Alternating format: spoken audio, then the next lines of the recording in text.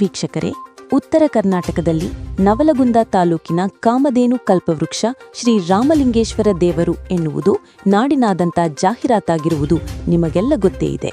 ಅದೇ ರೀತಿ ಪ್ರತಿ ವರ್ಷದಂತೆ ಈ ವರ್ಷವೂ ಲಕ್ಷಾಂತರ ಜನ ಶ್ರೀ ರಾಮಲಿಂಗೇಶ್ವರ ದೇವರ ದರ್ಶನಕ್ಕೆ ಬಂದು ತಮ್ಮ ಕೋರಿಕೆಯನ್ನು ದೇವರ ಮುಂದೆ ಇಟ್ಟಿರುತ್ತಾರೆ.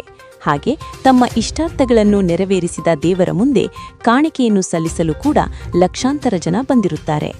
ಈ ಸಂಭ್ರಮ ಒಂದು ಕಡೆಯಾದರೆ, ಬಂದಂತಹ ಭಕ್ತಾದಿಗಳಿಗೆ PLD ಬ್ಯಾಂಕಿನ ಅಧ್ಯಕ್ಷರಾದಂತಹ ದೇವರಾಜ್ ದಾಡಿಭಾವಿ ಹಾಗೂ ಕೃಷ್ಣ ಭೋವಿಯವರ ಗೆಳೆಯರ ಬಳಗದಿಂದ ಸತತ 4 ದಿನಗಳಿಂದ ತಂಪು ಪಾನೀಯ ಹಾಗೂ ಮಜ್ಜಿಗೆಯನ್ನು ವಿತರಣೆ ಮಾಡಿ ತಮ್ಮ ಭಕ್ತಿಯ ಅಳಿಲು ಸೇವೆಯನ್ನು ತೋರಿದ್ದಾರೆ. ಈ ಗೆಳೆಯರ ಬಳಗದ ತಂಡದಲ್ಲಿ ದುರ್ಗಪ್ಪ ನಾಗಣ್ಣವರ್, ಸಚಿನ್ ಪಾಟೀಲ್, ಮಂಜುನಾಥ್ ಜಲ್ಕರ್, ಕೃಷ್ಣ ಚನ್ನಾಟಗಿ, ಪ್ರದೀಪ್ ಹಾಗೂ ನವೀನ್ ಕುಮಾರ್ ಉಪಸ್ಥಿತರಿದ್ದರು. ಈ ಸಂದರ್ಭದಲ್ಲಿ ಜನರನ್ನು ಉದ್ದೇಶಿಸಿ ಮಾಧ್ಯಮದ ಮುಂದೆ ದೇವರಾಜ್ ದಾಡಿಭಾವಿಯವರು ಮಾತನಾಡಿದರು.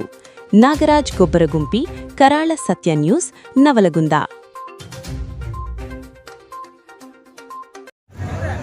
ನಮ್ಮ ನವಲಗುಂದದ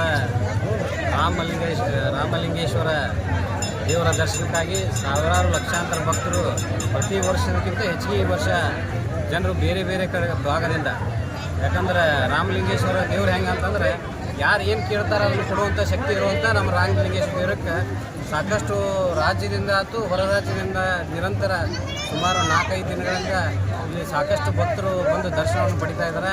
ಇವತ್ತು ನಮಗೆ ಹೆಮ್ಮೆ ಅನ್ನಿಸುತ್ತೆ, ಯಾಕಂದರೆ ಈ ಭಾಗದ ಒಂದು ದೇವರ ಒಂದು ದರ್ಶನಕ್ಕೆ ಇಷ್ಟು ಜನರು ಬರ್ತಾರಂತಂದ್ರೆ ನಮಗೂ ನಮ್ಮ ನವಲಗುಂದ ತಾಲೂಕಿನ ಒಂದು ಹೆಮ್ಮೆ ಅನ್ನಿಸುತ್ತೆ.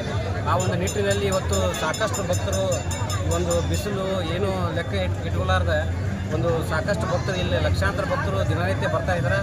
ಇವತ್ತು ನನ್ನ ಎಲ್ಲ ಗೆಳೆಯರ ಬಳಗ ಕೂಡಿಕೊಂಡು ಇವತ್ತು ಅವರಿಗೆ ಒಂದು ಮಜ್ಜಿಗೆ ಪ್ಯಾಕೆಟು, ನೀರಿನ ವ್ಯವಸ್ಥೆ ನಿರಂತರವಾಗಿ 4-5 ದಿವಸಗಳ ಕಾಲ ಸುಮಾರು ಎಲ್ಲ ನನ್ನ ಗೆಳೆಯರು ಆಮೇಲೆ ಸ್ನೇಹಿತರು ಎಲ್ಲರೂ ಕೂಡ್ಕೊಂಡು ಮಾಡ್ಕೊಂಡು ಬಂದಾರೆ.